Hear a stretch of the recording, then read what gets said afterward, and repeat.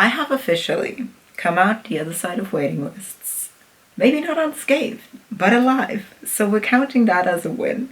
And I will be imparting some wisdoms upon you today, my children. Hello. Me making a gender video that isn't targeted at the cis for once in my life? Can you believe it? Crazy.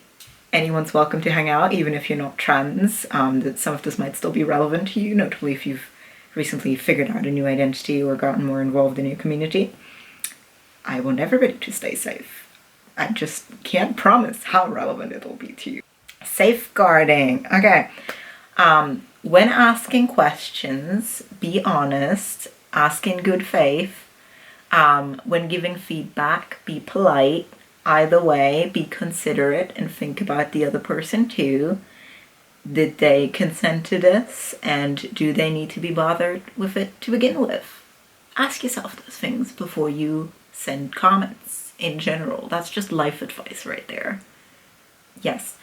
If you bring bad vibes to my comment section, including but not limited to dumping your trans problems, dysphoria, or other triggering subjects onto me or others without our consent, I will channel mute you, and you will never comment on my channel ever again. My videos are on an opt-in, opt-out basis, so you are free to leave at any point. Nobody is making you watch any of my stuff or listen to anything I have to say. Safe commenting, everybody. So during lockdown, a lot of people had to sit with themselves for the first time in, I guess, their lives. So a lot of them figured out that they were trans during that time. So we're kind of having like a bit of a trans baby boom at the moment. Baby trans refers to trans people who have only recently figured out their stuff and are still very inexperienced with the whole being trans thing. And it is getting really f***ing annoying to me personally. So Grandpa is here today to impart some wisdom on you so y'all can be safe and healthy in your young trans lives and I can have some f***ing peace and quiet again. I have been labeling whatever the f*** this is as non-binary for almost a decade now. You know this one? Yeah, I made that about 5 years ago when I was already at this for longer than most of you are now. I lived through the community building this gender role from scratch back when they are or they is was still a question on people's minds, when non-binary wasn't the main word for it yet, and there wasn't a default for gender option in English. Like, the mainstream media didn't even know we existed back then. It was the f***ing Wild West, right? Do not cite the deep magic to me, witch. I was there when it was written. I've been leading trans groups and doing community work for over 3 years now. My words are based on experience, not just mine, but also that of the hundreds of trans people I have met along the way, including many a baby trans like yourself. If you've been doing this trans shit for less than 5 years, don't talk back to me, don't argue with me. If you've only figured it out in the last 2 years, sit your ass down and listen, alright? When I say baby trans, baby queer, trans elder in this context, I'm talking about age in the queer time sense, not actual age. I have mentored people decades older than myself. That doesn't really matter for this. We're talking about how long this person has been out and about as a trans person. For this reason, it can be hard to visually tell apart your fellow baby queers from your elders. Other than that, the elders tend to be significantly further along their medical transition where applicable. Try and find out who started around the same time as you versus who has been at it for like 3 to 5 or more years. Find yourself a trans social space support group, generally. Other trans people to talk to. My YouTube channel is not that kind of space, so please don't do that here or you risk getting channel muted, as we have gone over. You can try and Google LGBT plus and trans specific charities that are running groups in your area. Most big cities tend to have some. There are a lot of groups for young people, whether charity youth groups or queer-led after-school societies and clubs at like unis and secondary schools. If you're over 25, you might have less options, but there still should be some non-age restricted groups around as well. You can always start your own group if you have the option to. I started my uni's trans and non-binary support group, and it still runs to this day, even years after I graduated. Some of the charities may also provide LGBT plus counseling, trans-friendly sexual health services, or general advice. I'm just reading off my script today. I'm like tired, so yes. I've had a bunch of free counselling sessions with a local LGBT plus charity before, and those went really well, and I would really highly recommend them. They can also usually signpost you to other local LGBT plus and trans services that you might need, and give advice on stuff like how medical transition, name changes, and other trans-related things work in your country and what the legislation is. Notably, if you're a young person, you may need an adult or other authority figure to like advocate for you in certain situations, and you might not have another grown-up in your life willing or able to do that for you. Your youth workers and group facilitators might be happy to help with that, so ask them if you need to. Otherwise, there are online groups as well. Try and find a local one if possible, because it's better for both potential meetups and making IRL friends, as well as having local resources in common. Like, for example, if you're in the UK, making friends on an American Discord server isn't exactly going to help you figure out the UK trans healthcare system. In your queer space, try and find other baby queers to talk to. Leave your elders alone. They're tired and they've gone through this phase that you're in right now many years ago. They are likely frustrated, if not traumatized, by seeing it repeated in every new person that joins their space. It's like, you know when teens think they're all grown up already, but you know they ain't, and in a few years they're gonna realize that too and then cringe looking back? You're in that phase right now. And that's a normal and necessary part of coming of age, but all the things that are blowing your mind right now aren't news to your elders. They've been there, done that a long time ago. Everybody goes through that. It's not interesting to them anymore. And no matter how unbelievable that might still be to you, just please leave them be and go be excited with your fellow baby queers for now, okay? Consent is important, and I cannot stress this enough. Anything that risks hurting another person needs consent before you do it. This includes dumping your problems on others or debating them. Some spaces have a sort of understood consent for certain things, like for example, a support space is meant for talking about your problems, while in a social space you might need to get consent or put some disclaimers for that first. Also, do not debate people in a support space.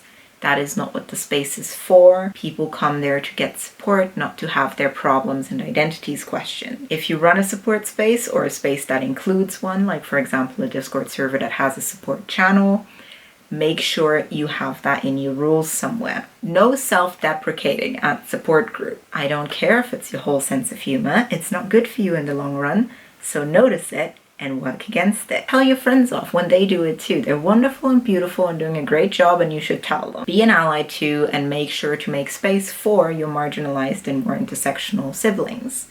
At the same time, also remember that making space for somebody else doesn't mean that you don't get to take up any space yourself anymore. Privilege is the absence of extra disadvantage. That doesn't mean that it cancels out existing disadvantage. You're still a minority person, no matter the privilege you may hold in other aspects. That doesn't mean other people aren't going to have more shit in their life than you. But it doesn't, them having more shit in their life doesn't make your shit go away. So make space for them. Also still have space for yourself left.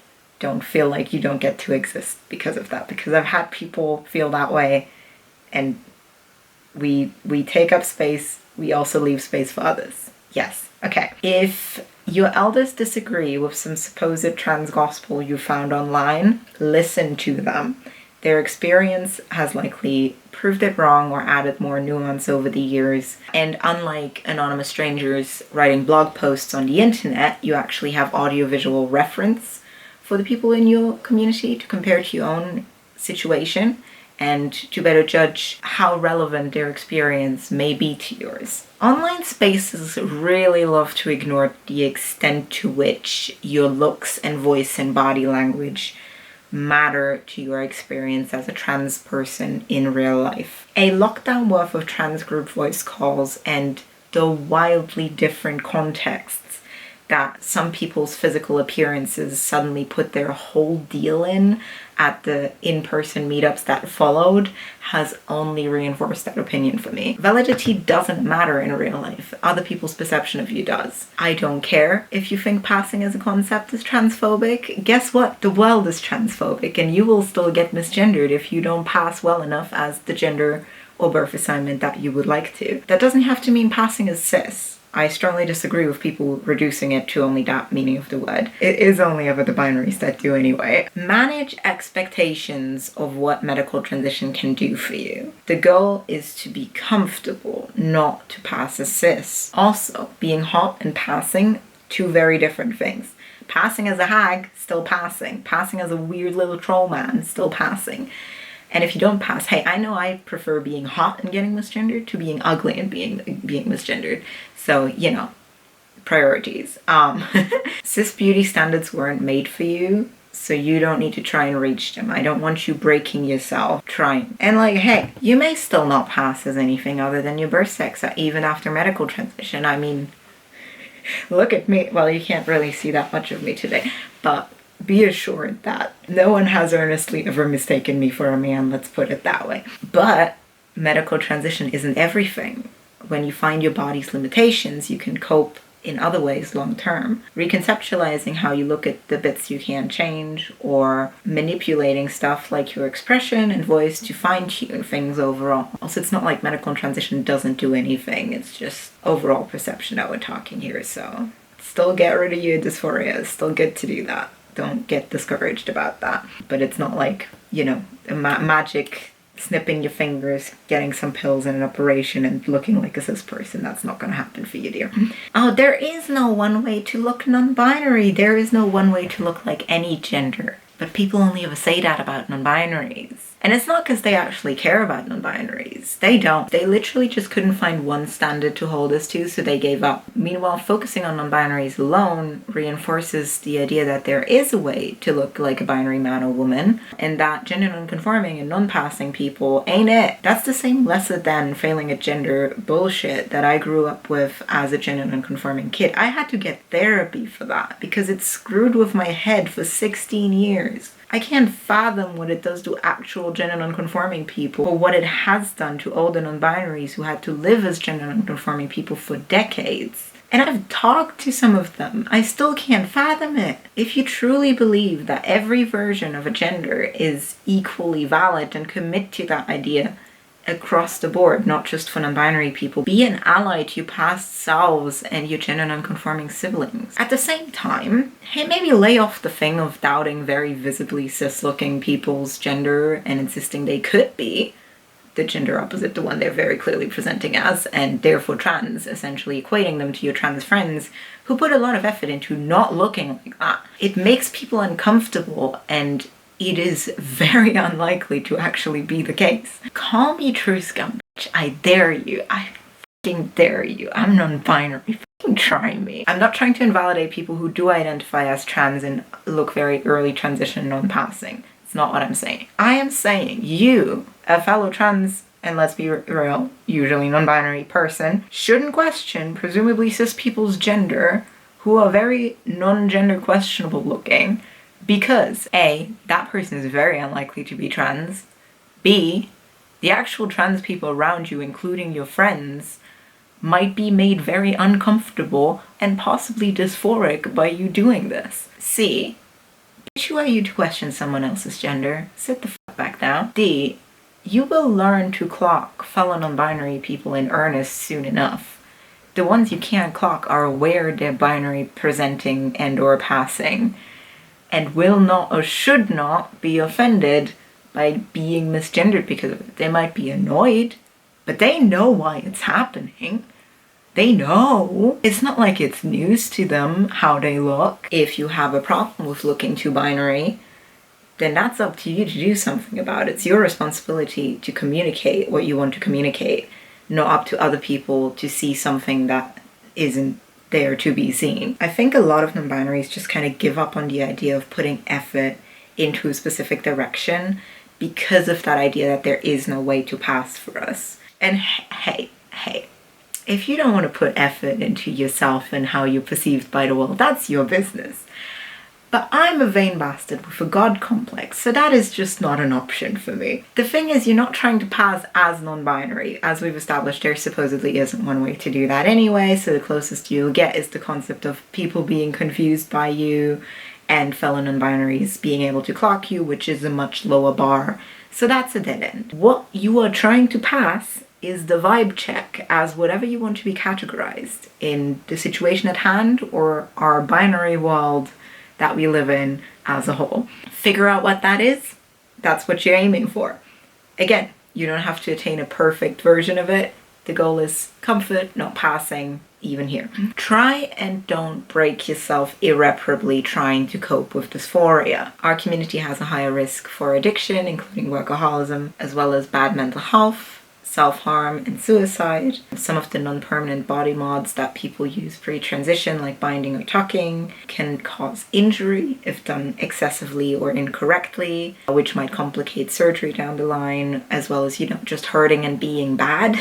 So do your research and practice it safely if you need to. You will get to a better situation eventually. You just need to make a plan and survive until it can go through. It's as simple as that. It's as simple as that. I used to be in a much worse place with my dysphoria and I made it, so you can too. Value privacy. Keep it where you can. Society will try its hardest to take it from you. For example, I've made a decision I will never publicly share pictures of my chest. Sure, it would be useful information and reference for other non-binaries looking to get androgynous top surgery, or creators trying to make representation, but that is my private information and my private body, and you are not privy to either of those. Safe spaces aren't actually safe. It's a misnomer. I know. All the conservatives always being so concerned about us trans being so coddled in our little trans safe spaces, hiding away from the harsh realities of the real world. Rejoice, I got great news for you. Y'all are simply misinformed. Life is pain, and there are no safe spaces. Safe spaces are a refuge from out-group nonsense, but they also corral a bunch of people with trauma about the same thing that connects them in one place, making them a perfect breeding ground for in-group trauma. All the safeguarding trained facilitators and group rules in the world can't get rid of that risk. You need to learn to protect yourself, to tell when a situation isn't healthy for you and excuse yourself from it if needed. This also goes for volunteering or working in those spaces. Being trans isn't enough. A lot of it is social work that you are likely not trained for. I think it's also up to charities to make it clearer to their recruits what they're getting themselves into and the trauma risk involved for themselves and others. You can have an impact, for better or for worse, no matter dysphoria trying to tell you otherwise, making you feel like you don't exist. Get support, but be aware that other people also have their own trauma and triggers and you can hurt them unintentionally. So be careful about putting your shit on them. In-group trauma can be so much more damaging than out-group trauma. Your mental health, trauma, and or neurodivergence can be an explanation, but it can never be an excuse. It's not your fault you have it. It's not all there is to you as a person, but it's part of you, and if some part of it risks hurting people, that is a hazard, and it is your responsibility to manage it and minimize that risk as much as you can. For example, get consent before giving unsolicited feedback or criticism or arguing with people. Give people the option to opt out of it, and if they do, respect their decision. I've had to cut people out of my life because I repeatedly asked them not to talk to me about a triggering subject. And they did it again anyway until I had to block them. If you unintentionally hurt someone, you will likely get hurt too. Not saying don't be yourself in all your brain diverse glory.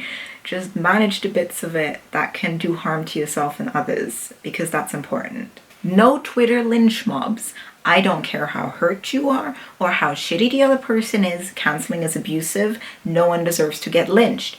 Not true scum, not TERFs. Definitely not people actually doing good in the world, just in a way you don't agree with. You can criticize people, although you likely don't have the trans life experience to be rational about it yet at this stage. But don't throw hate at people. It only creates more pain.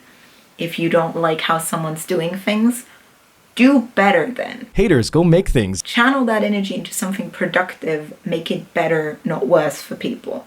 You hold the power for both. Learn your history. For example, I don't know if this is still as much of a thing as it was when I was at uni, but I know that some baby trans women back then were concerned that drag was making fun of trans women. And drag isn't making fun of trans people.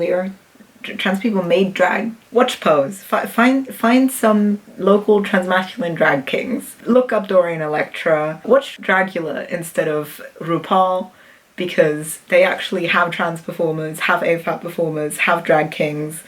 Let the queers run wild. It's horror themed. Watch Dragula. I highly recommend it. It's very good. You're allowed to opt out of participating in or caring about whatever the community is upset about that week, because it's always going to be something. There's always going to be something, and it's usually not going to have that big of an impact on you personally. You don't need to engage in the drama. You don't need to share every petition and GoFundMe.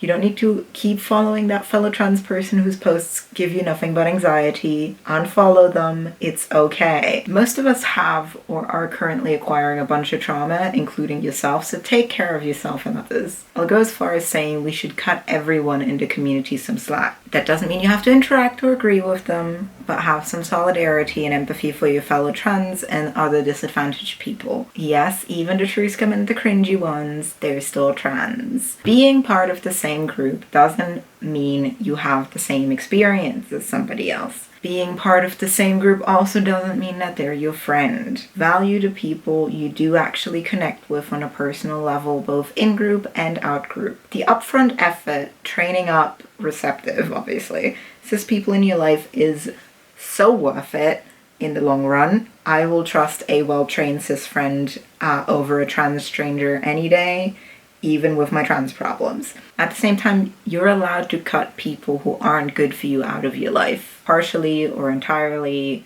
Not everyone is capable of changing, and there will always be better people for you to be keeping around. If you're not fully ace aro and you will want to pursue healthy romantic heterosexual relationships at some point in your life, figure out your boundaries, standards, and needs. Don't worry about your dating pool being limited. It's limited anyway, so you might as well invest in quality over quantity. Trans masks don't date straight men or lesbians. The vast majority of monosexuals have not done the work needed to know how to be good to you and not misgender you, if not to your face, then behind your back, or to drop you like a hot potato as soon as you start medical transition. This is not exclusive to trans masks, but it is more common for them than trans femmes with straight women and gay men, for reasons that maybe we'll theorize in other videos, but not today. This is just advice, health and safety advice today. I know I won't seriously pursue straight men anymore, not for lack of applicants or attraction to them, but because they're not worth my energy. Of the ones that are into this, most haven't figured out how to date people like me yet, and I don't want to be the queerest part of my partner's life, let alone date someone who doesn't have a clue about what discrimination as a concept feels like. Until straight men can figure out how to address those grievances, they are not partner material for me. Date men or be a woman and grow a decent pair of tits, bro. I don't know what to tell you. If you are looking to get medical transition and haven't started yet, maybe hold off on dating and or sex until you have started, if not finished it. You being dysphoric isn't going to be fun for you or your partner. You don't want them to be into bits of you that you are actively dysphoric about, but you also don't want a partner who isn't as into you as they could be because they don't want to be into the bits that you don't like about yourself. I know if I ever end up dating another trans person, they are going to have to be post-transition, because I don't want a relationship that is less fulfilling because of my partner's dysphoria being in the way. There's just no point, you know? There's no need for shame in waiting or to feel like a late bloomer for doing this stuff later than your cis peers. You have good reason to wait. I dated a bit in uni and it never went anywhere, and I didn't want to push it because I knew I wasn't comfortable yet, which sucked at the time, but I'm glad that I didn't force myself to do anything that I would have regretted. Now if the opportunity arises, I know that I will hopefully be able to have a lovely time with it in a way that I couldn't back then. Alright, I think that's all I have for you today, kids. I hope it helps some of you. Just be good to yourself and to people around you. Be kind, make stuff, take care of yourself. You'll get through this. I'll see you guys in the next video. Cheers. Bye-bye. And now get off my damn lawn.